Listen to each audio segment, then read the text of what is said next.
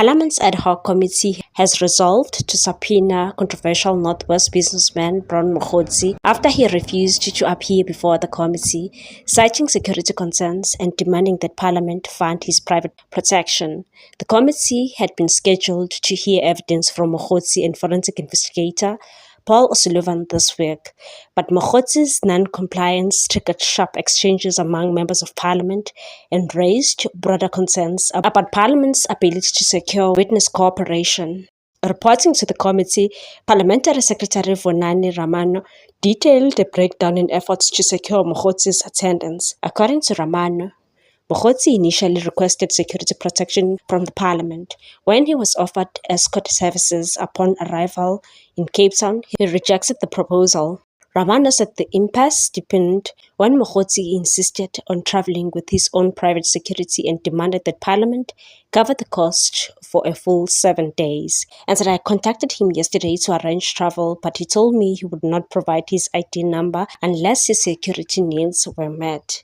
Ad hoc committee chairperson Sophet Lekganyana expressed frustration, describing Mokgotsi's demand as ridiculous and unacceptable, and said he wants his own private security and expects Parliament to pay for it for 7 days. We cannot accommodate that. Parliament simply cannot provide the kind of protection he is demanding.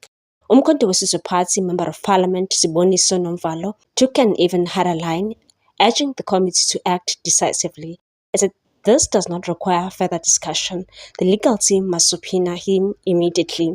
We cannot allow Mokgotsi to undermine the authority of this committee.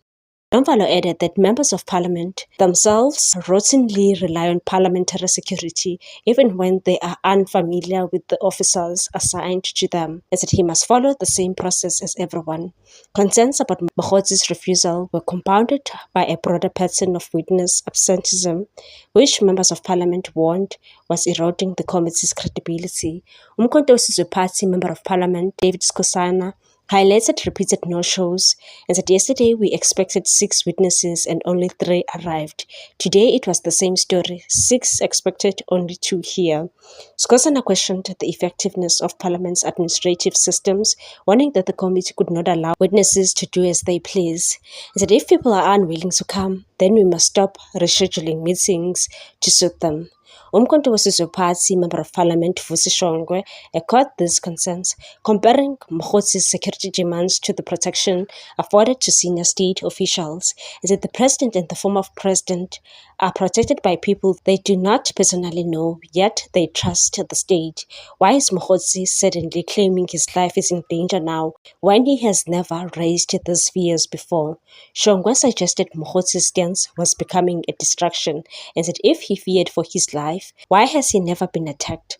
Why only now, when he is expected to come to Parliament? If Member of Parliament Leigh-Anne Mathies widened the criticism to Parliament's handling of logistics, particularly in relation to Paul O'Sullivan. She questioned why subpoenas had not been issued sooner and why the key witnesses continued to be absent, and said we have been patient for far too long. Are witnesses refusing to cooperate, or is it Parliament failing to do its job?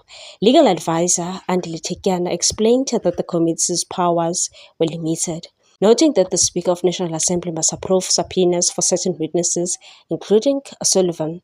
Said I have been informed that the Speaker will make a decision within the next day or 2. This explanation failed to satisfy some members of Parliament. Nomvalo criticized the lack of detail, calling for greater transparency, and said we need specifics. When did we write to the Speaker and what response have we received? ANC Chief Whip Mdumiseni Ntuli attempted to steady proceedings, suggesting the committee focus on witnesses who were already present, and said let us proceed with the work before us today and deal with internal challenges later.